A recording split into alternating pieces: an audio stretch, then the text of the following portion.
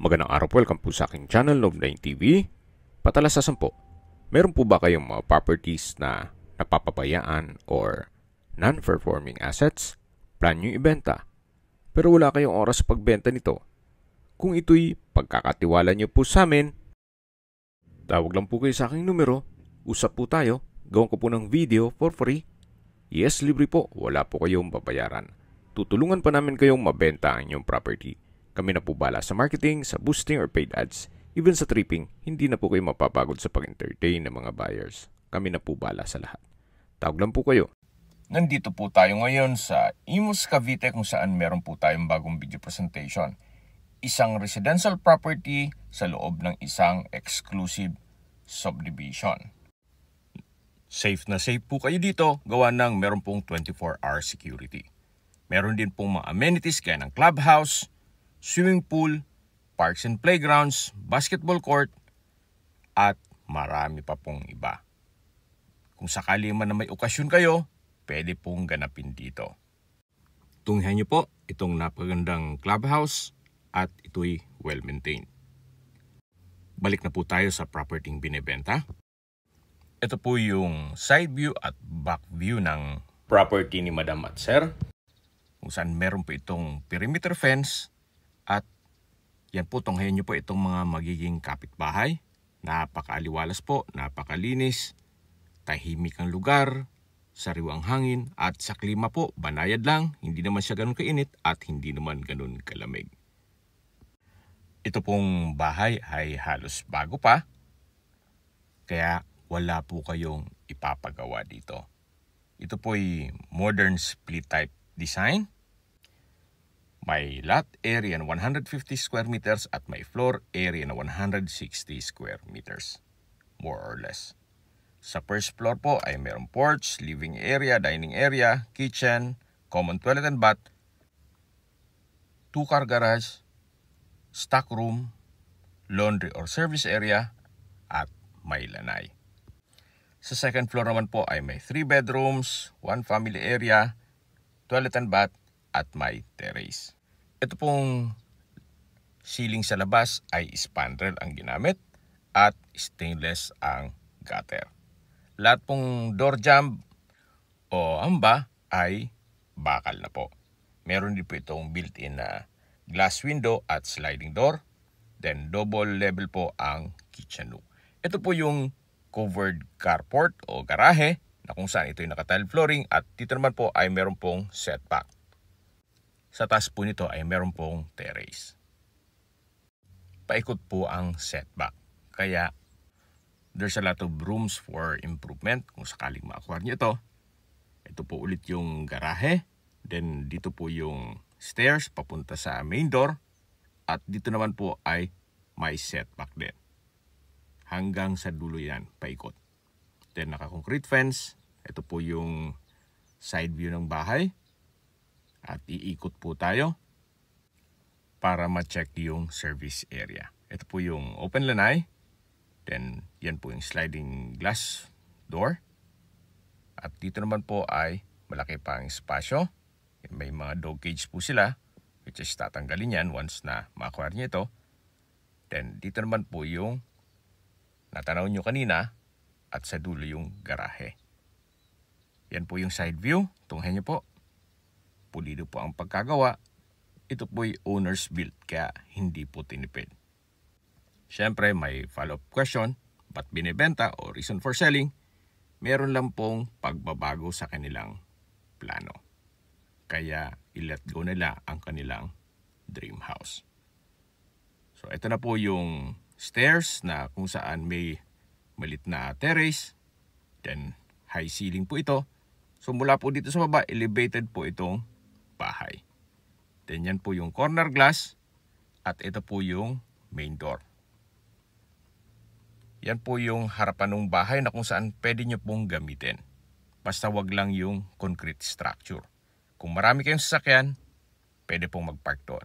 So welcome po dito sa bahay ni Madam at Sir, kung saan ito po yung living area o salas, then double high ceiling, may chandelier, naka-tile flooring, at meron pong glass mirror. Tungkol naman po sa mga kagamitan, hindi po kasama yan. Bare lang po ito. Meron po itong corner glass window. Then may mga outlet sa gilid nito. Yan po yung hagdan na papunta sa mga kwarto. Ito pong hagdan ay naka-wooden staircase. Then metal po ang handrail at railing. Then dito po another stairs na may access papunta dito sa dining area. May customized awning type window. Then naka-tile flooring. May drop lights. At dito naman po yung formal kitchen. Malaki naman po ang espasyo nito. Then naka-tile flooring. May breakfast nook at kitchen countertop. Mula po dito sa kitchen, yan po yung access door papunta sa covered carport. At ito yung common toilet and bath. Mamaya po ikutan natin yan.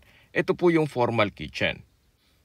Kompleto na po. May kitchen countertop, kitchen window, double stainless sink with faucet, wall-mounted cabinet, at storage ng kitchen utensils.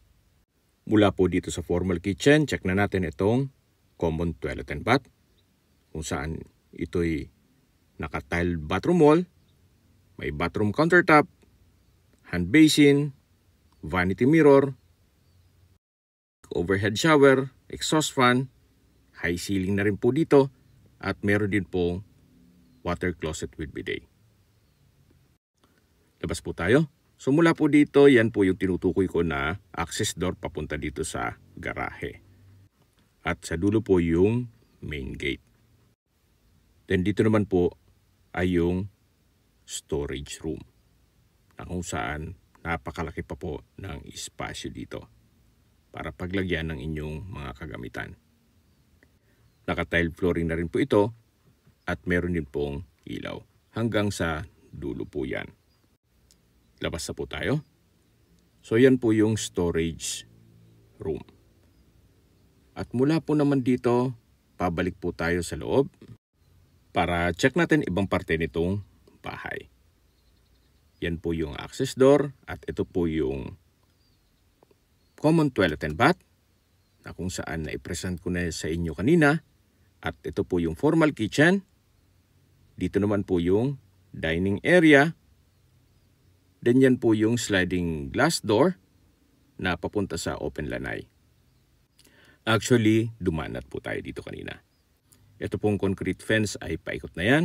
At ito naman yung daan papunta sa harapan ng bahay. Balik na po ulit tayo dito sa loob para ma-check natin yung mga kwarto sa second floor. So mula po dito sa dining area, meron pong stairs na kung saan ilang steps din po ito. Papunta sa living area o salas at matatanaw natin yung main door na kung saan yan po ay sliding.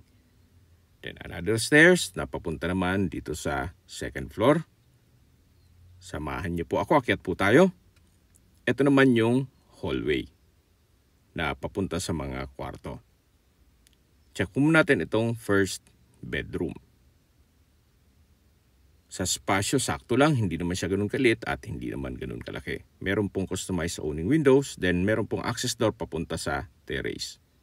May center lamp, pin lamp, at ito'y naka-tile flooring. Meron din pong wardrobe. From floor to ceiling po yan. Meron po palang iiwan si owner na 2 bed at 2 aircon. Baga for free na po yun. Ito po yung access door papunta sa balkonahe o terrace. At mula po dito matatanaw natin yung bakanting lote na kung saan pwede nyo pong gamitin yan. Kung maraming sasakyan, pwede po kayong mag-park dyan. Actually, pwede rin pong magtanim. Huwag lang pong lagyan ng concrete structure. So balik po ulit tayo dito sa loob. Ito po yung first bedroom. Tunghayan nyo po bago tayo lumabas na meron din po itong wardrobe. Labas na po tayo para check natin yung ibang parte nitong bahay. Ito po yung hallway. At dito naman po yung common toilet and bath. Then same setup, naka-tile bathroom wall, bathroom sink, high ceiling, exhaust fan, water closet with bidet, at meron pong bathroom countertop. Then ito po yung second bedroom na may natutulog kaya hindi natin mapasok ito.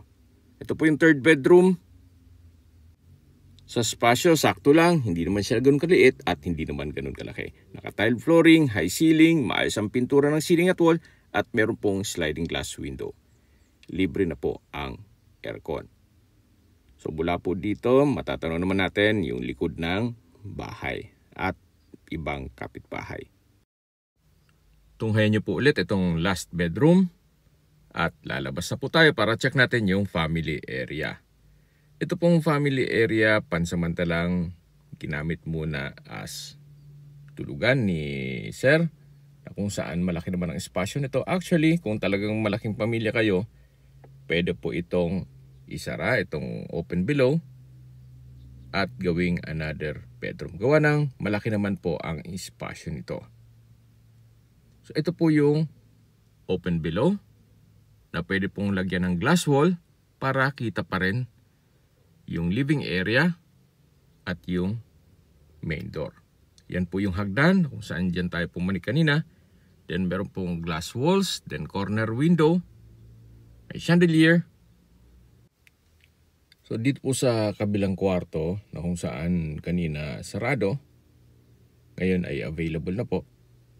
At pasilip ko lang sa inyo, ito pong second bedroom.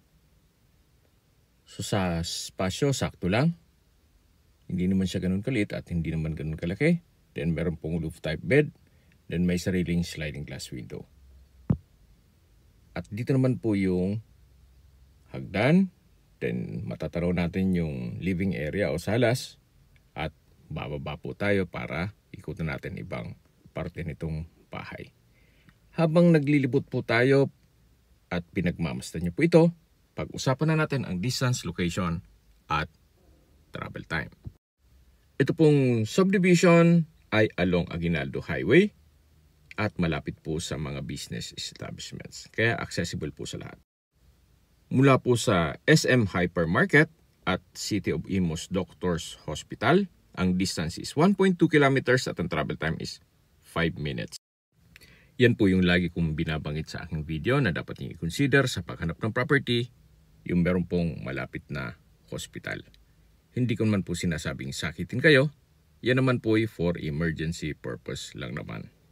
Mula naman po sa SNR membership shopping, ang distance is 2.5 kilometers at ang travel time is 7 minutes.